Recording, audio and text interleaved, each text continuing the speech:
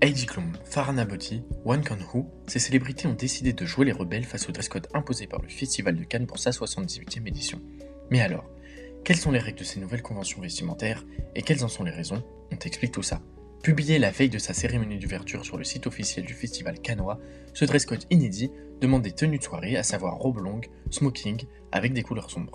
La nudité devient quant à elle absolument interdite, tout comme les robes avec un volume important. Cette annonce qui arrive tardivement oblige certains à revoir complètement leur tenue quelques heures avant la montée des marches, comme la membre du jury Holberry.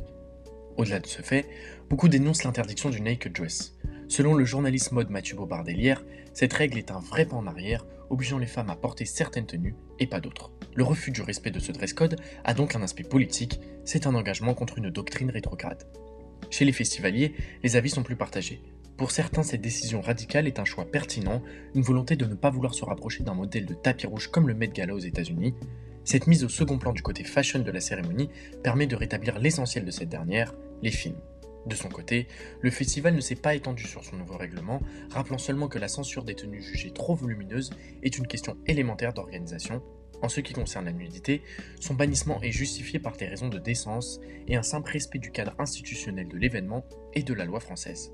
Ce terme de décence, utilisé par le comité, semble très fort et démontre une position autoritaire qui a la main mise sur ce qui est décent ou non.